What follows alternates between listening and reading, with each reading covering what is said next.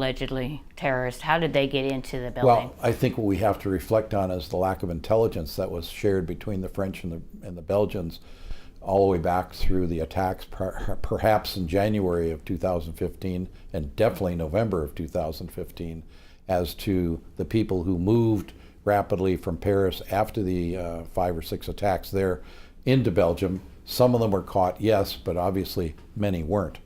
And so with that went all the materials and the information on the attack scenario that they had planned in Paris. Also, they had obviously put together a plan to do these attacks that they just did in Brussels. Somewhere in all of that, there had to be intelligence that was being gathered by somebody, hopefully, but nobody passed it to one agency to another. So this is like a connecting the dots Absolutely. Scenario, or a stovepiping that we refer to. Yes, yeah, exactly right.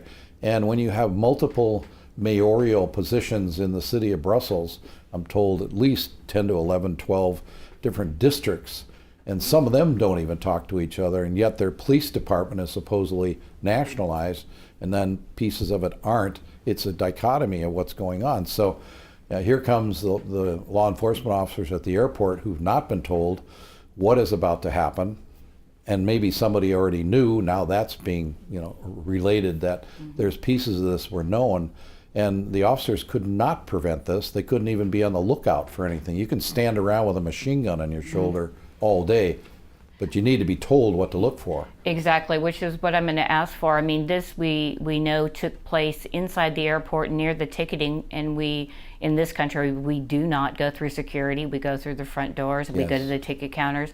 The same is true for Europe. I mean, you've covered these types of events for a number of years, and in your mind, is there anything similar? Can we look to what the thought process is with the terrorist on this? Absolutely. Dating back to some of the other attacks in history. We can go all the way back to the mid '80s when we had explosions in the airport in Rome and machine gunning of different people at Easter, by the way, and then we go to the bombings in Frankfurt Airport.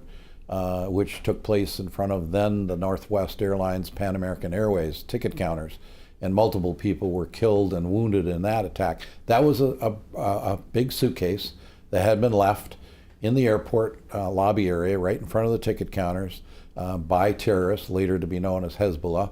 And it exploded and did all the damage and so on. It closed down the airport for a couple of days. Yeah, let me ask this as well then. So this took place in the mid '80s. So this isn't a new scenario then. No.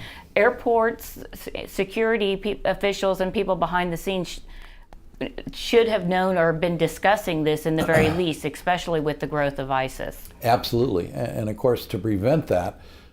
People will say, well, let's bring in the bomb dogs, which were in Frankfurt and many of the other airports in Europe, and they continue that in the French airports and so on, looking for the sensitivity of an explosive device in a suitcase or a shoulder bag, if you will, hand-carried items. And so that continuing search and look for, if you will, that has gone on for a number of years. Again, you've got to tell the officers what they're looking for at an approximate time. Are there people that are going to be entering the airport to conduct these kind of terrorist attacks? And that information was apparently known. Some of the pieces are coming out now. Exactly when, that's always very difficult to determine.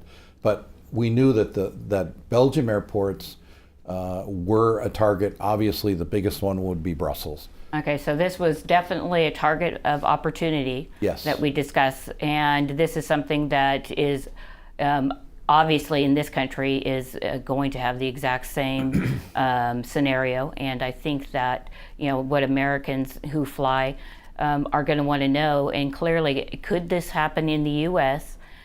What do you, if any, rules do you think we're going to see at our airports? And finally, how much may that cost, or what are the taxpayers going to be on the hook for? Well, in the sequential numbers, what you just asked, I would say yes, we are going to see added security.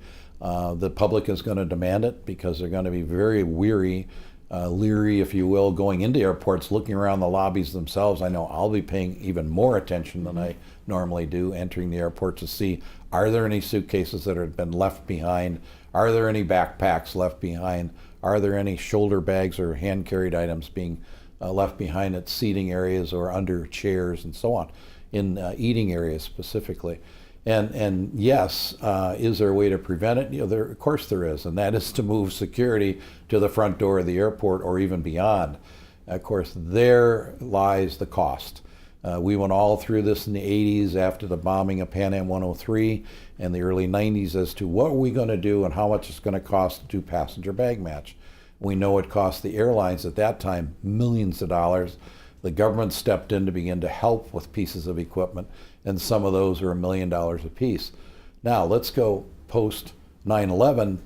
Every airport had additional equipment that had to be added. TSA began to bring in the new CTX equipment, the new color enhanced X-ray, more sensitivity with the magnetometers, and of course you have all the other training that went on with the addition of 140 bomb dogs to start with throughout the United States.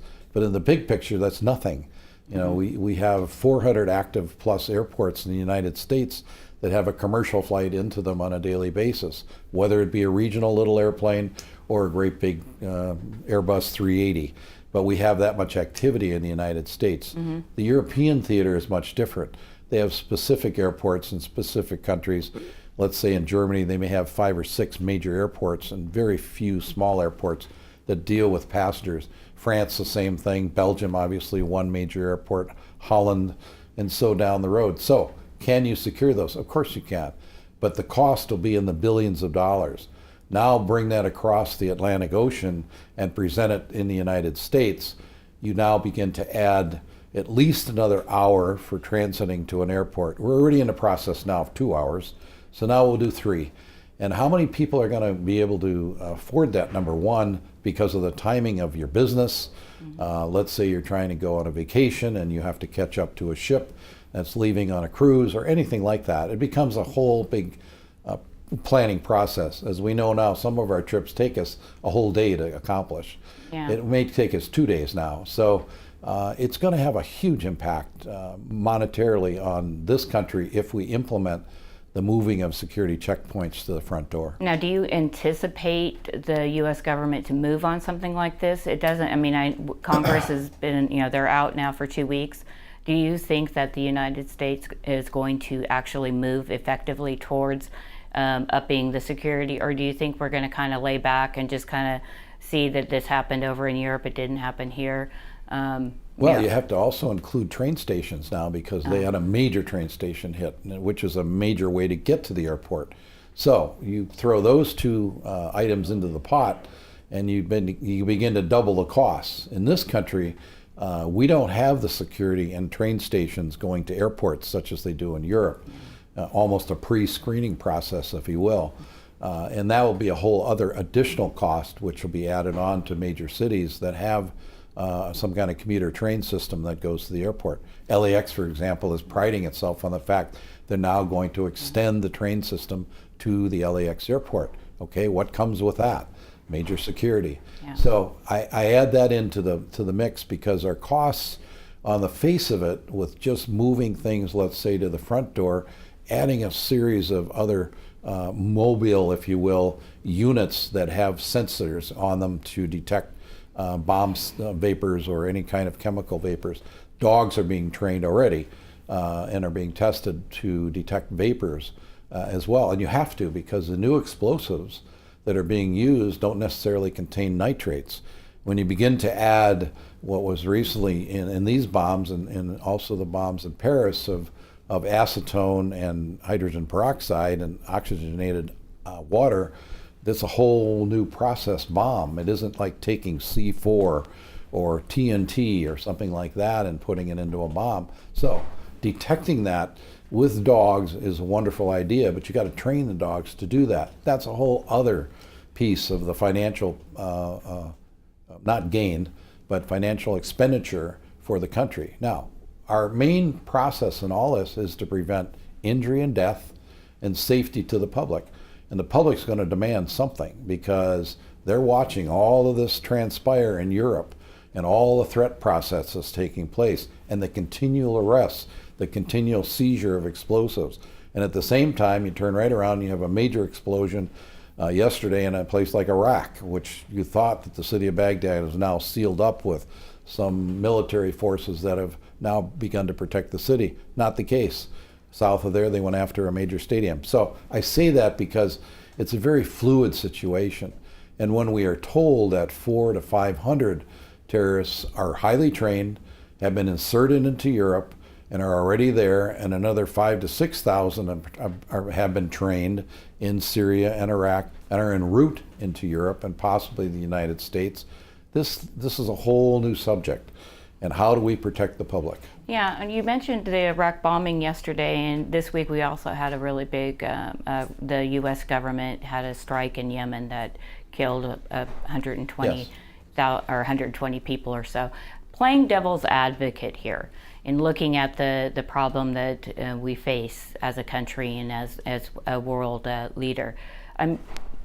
Belgium, there were 34 people that died, and the same week the U.S. dropped a bomb and it killed 120. Again, playing devil's advocate here, I mean, is there any kind of parallel, or can we make the leap that, look, these people are getting bombed, whether it's by Saudi Arabia or whomever is doing this? Are they taking it out on the Western world because they're using Western weapons to, on a daily and weekly basis, drop bombs on them? I would think that you can without a stretch, you can bring those two conclusions to the table, and I don't think that is a stretch in any way, shape, or form. I think you're exactly right. When you analyze what's gone on, it's been bombing, bombing, bombing, bombing. And so where do you stop all this? You've got to go to the root of the problem. And as we know, Raqqa is a command center. It's public information. It isn't something that's in some secret folder somewhere. It's been out in the public arena now for over a year. And what have we done to prevent anything coming out of Raqqa? I don't know of anything. At least it's not publicized. Mm-hmm. And yes, special forces have done a commendable job going after some leadership within the ISIS group and also Al Qaeda. But you've got to go to the root and command center. You can grab this person or kill that person, blow up this facility, but you got to go to the headquarters, if you will, just as we did when we ended World War II, and we did the same thing at the ending of World War II in Europe, I should say, and the way we did it in Asia. So you've got to go to the root of wherever the command centers are and get rid of the command totally. You cannot play a game of, we're going to surround this. And oh, by the way, one of the other pieces that has been related is that you can't conduct a search warrant after dark in Belgium because the law says you can't do that. So you have to wait till just up to sunset and just at sunrise to begin your searches. The terrorists know that. And so what are they going to do? Move everything. They exploit that, yeah. They're going to exploit that to the nth degree. And so that has to end. This is not some Wizard of Oz anymore. This is the real world. And I've said this in class when I teach. We're not in the world of Oz anymore. We're in the real world here. This is a war. And anybody who thinks it's not an afternoon in the park where we're going after a known terrorist and we're going to kill or capture that person. This is a whole group of people who are out to kill the Western world. And the sooner we realize that, the quicker we're going to get this resolved. And the safer, presumably, that Americans will be, not only here in the United States, but as they travel overseas as well. We've got to protect our commerce. And once our commerce and tourism begins to be interdicted, which it is now, we've got to take aggressive action. We cannot stand around on the sideline, have recess in Congress. We've got to get on with the plan and get rid of these people once and for all. So you believe that a strong leader in this country, if they were to listen to generals on the ground, they would go in decisively, end this and that.